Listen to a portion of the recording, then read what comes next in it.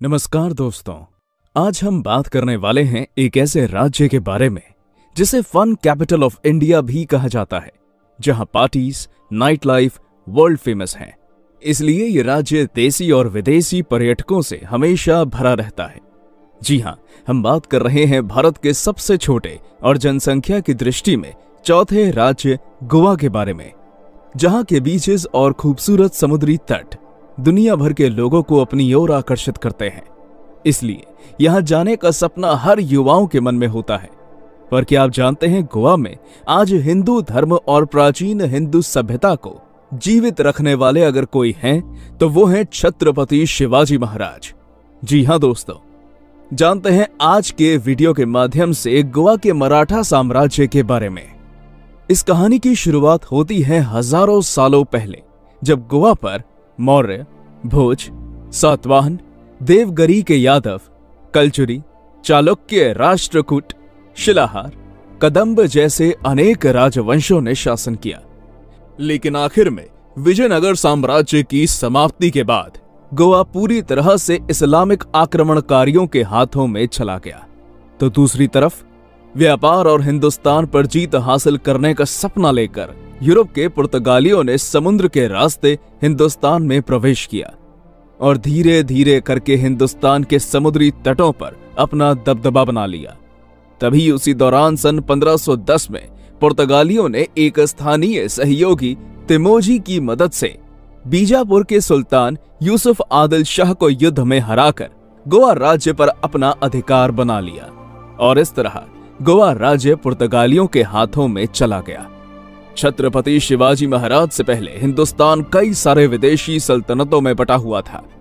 उत्तर में मुगल, दखन में आदिल शाही, कुतुब शाही, निजाम शाही, पूर्व में अंग्रेज और गोवा में पुर्तगाली। पूरा हिंदुस्तान गुलामी की जंजीरों में जकड़ा हुआ था। ऐसे में इस गुलामी के अंधकार को चीरते हुए 19 फरवरी 1630 को महाराष्ट्र के शिवनेरी किले पर एक तेजस्वी बालक ने जन्म लिया, जिनका नाम था छत्रपति शिवाजी राजे भोसले।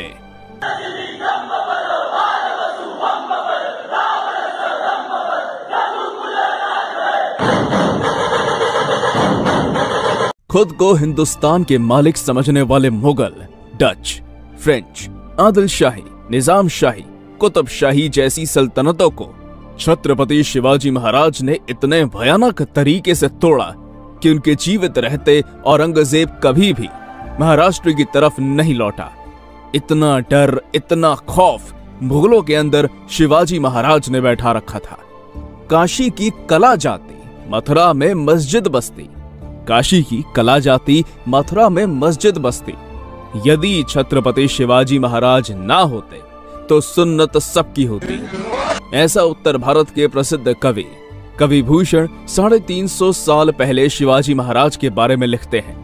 उस समय छत्रपति शिवाजी महाराज नाम के तूफान ने पूरी इस्लामिक सल्तनतों में तबाही मचा दी। इसलिए शिवाजी महाराज के शौर्य और पराक्रम के चर्चे अब दूर दूर तक होने लगे थे।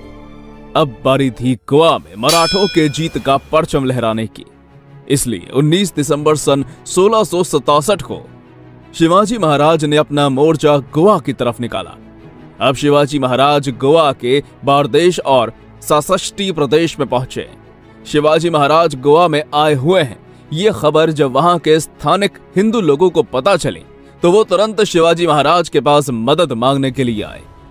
तब शिवाजी महाराज ने कहा, बोलिए, मैं आपकी क्या सहायता कर सकता हूं। तब गोवा की हिंदू प्रजा कहने लगी कि महाराज, गोवा में कोंदी दसाम विसेंत नाम का एक नया वाइसरॉय आया है और उसने आदेश निकाला है कि गोवा में सिर्फ रोमन कैथोलिक लोग ही रहेंगे। जिसका मतलब अगर गोवा में तुम्हें अपनी संपत्ति, घर, इज्जत बचानी है तो हिंदू धर्म को छोड़कर तुम्हें रोमन कैथोलिक होना ही पड़ेगा। और अगर तुम हिंदू धर्म को बढ़ावा दोगे तो तुरंत गोवा छोड़ के भाग जाओ, वरना मौत के घाट उतार दिए जाओगे। और इतना ही नहीं महाराज, गोवा में हिंदू मंदिर टूट रहे हैं, मूर्तियां फूट रही हैं, हिंदुओं का जबरन धर्मांतरण हो रहा है, शरीर पर गर्म तेल डालकर जिंदा जला रहे हैं, गर्म लोहे की सरिया को शरीर से आर पार कर रहे हैं, हिंदुओं को अपवित्र करने के लिए उनके मुंह में जबरदस्ती से गौ मांस डाला जा रहा है। इसलिए सारा हिंदू प्रजा दहशत और खौफ में जी रहा है। कृपया कुछ कीजिए महाराज, कृपया कुछ कीजिए। ये सारी बात सुनकर छत्रपति शिवाजी महाराज अति संतप्त हुए और कहने लगे, अच्छा तो ये बात है। शिवाजी महाराज ने तुरंत अपने सैनिकों को आदेश दिया कि ये काम करो, क्रिश्चियन मिशनरी का एक पूरा गांव उठा के लाओ। मराठों ने ठीक वैसा ही किया। 1500 पुर्तगालियों को पकड़कर शिवाजी महाराज के सामने खड़ा किया। तभी किसी ने शिवाजी महाराज से कहा कि महाराज, जब गोवा में हिंदुओं का धर्मांतरण का आदेश निकला तो उसमें ये 4 पादरी भी शामिल थे। शिवाजी महाराज ने कहा, अच्छा तुम इन चारों को थोड़ा आगे लाओ। मराठों ने उन 4 पादरियों को शिवाजी महाराज के सामने खड़ा किया। अब शिवाजी महाराज ने उन पादरियों से कहा, तुम अब हमारी धरती पर खड़े हो, तुम हिंदू धर्म को अपनाओगे। वो पादरी अपने धर्म के प्रति एकदम कट्टर थे। उन्होंने हिंदू धर्म अपनाने से साफ मना कर दिया। पूरा दरबार सोच में पड़ गया कि आखिर शिवाजी महाराज के मन के अंदर चल क्या रहा है। अब शिवाजी महाराज बोले, एक काम करो, ये पादरी हिंदू धर्म को अपनाने से मना कर रहे हैं ना, तो इन चारों का सर काटकर गोवा के वायसरॉय को तोहफा में भेज दो। मराठों ने इन 4 पादरियों के सर काटकर गोवा के वायसरॉय कोंदी दसाम विसेंत को भेज दिया। 4 पादरियों के कटे सर देखकर गोवा का वायसरॉय इतना ज्यादा डर गया कि हिंदुओं का धर्मांतरण करने वाला वो कानून उसने तुरंत रद्द कर दिया। दोस्तों, 17वीं सदी में छत्रपति शिवाजी महाराज का नाम ही काफी था दुश्मन के अंदर डर पैदा करने के लिए। वायसरॉय अब समझ चुका था कि शिवाजी महाराज कोई आम राजा नहीं है। अगर धर्मांतरण कानून वापस नहीं लिया तो पूरे रोमन कैथोलिकों का सर न काटते। अब शिवाजी महाराज गोवा की नॉर्वे नाम की जगह पर पहुंचे। तभी शिवाजी महाराज के प्रधान मोरोपंत कहने लगे कि महाराज, यहाँ के स्थानीय लोगों से पता चला है कि यहाँ से थोड़ी दूरी पर सप्तकोटेश्वर नाम का भगवान महादेव का मंदिर है। ये बात सुनकर शिवाजी महाराज अति प्रसन्न हुए और अपनी सेना के साथ उस मंदिर के पास दाखिल हुए। लेकिन शिवाजी महाराज ने देखा कि भगवान शिव जी का यह मंदिर बहुत ही बुरी अवस्था में पड़ा हुआ था, जिसमें ना कोई दीवार थी ना कोई छत। शिवाजी महाराज ने इस मंदिर के बारे में पूछताछ की तो लोगों से पता चला कि यह मंदिर कदंब राजवंश का कुल देवता का मंदिर है। लेकिन सन 1358 को सुल्तान अलाउद्दीन हसन गंगूने ने इस मंदिर को तोड़कर मंदिर के शिवलिंग को उखाड़ कर फेंक दिया। बाद में विजयनगर साम्राज्य के राजाओं ने इस मंदिर का फिर से जीर्णोद्धार किया। लेकिन विजयनगर साम्राज्य के अंत के बाद गोवा में पुर्तगाली सत्ता में आए, जिन्होंने सन 1540 को इस मंदिर को फिर से तोड़कर इसका रूपांतर चर्च में कर दिया। लेकिन यहाँ के स्थानिक हिंदू लोगों से शिवलिंग की यह दुर्दशा देखी नहीं गई, इसलिए उन्होंने शिवलिंग को वहां से चुराकर इस गांव में स्थापित किया है।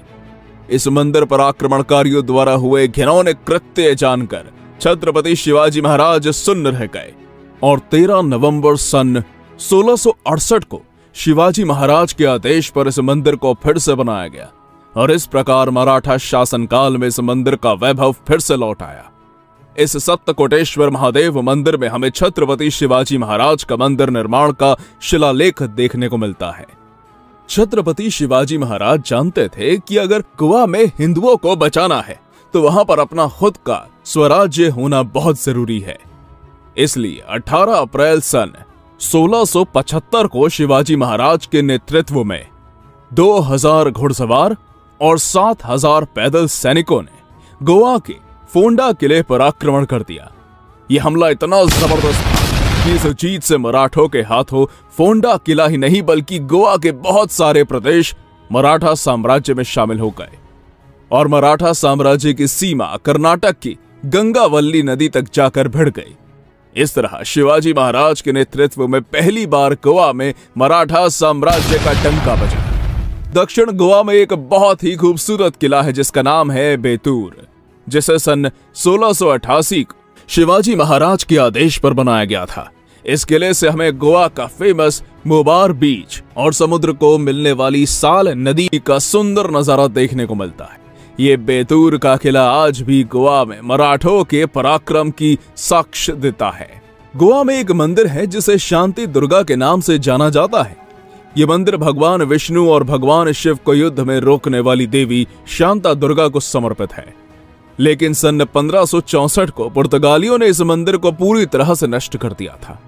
इसलिए देवी शांता दुर्गा को गोवा के कवाले गांव में स्थानांतरित कर दिया गया। बाद में छत्रपति शिवाजी महाराज के पोते छत्रपति शाहू महाराज, उन्होंने सन 1713 में इस मंदिर को फिर से बनाने का आदेश दिया और आज वर्तमान का यह मंदिर छत्रपति शाहू महाराज द्वारा बनाया हुआ है।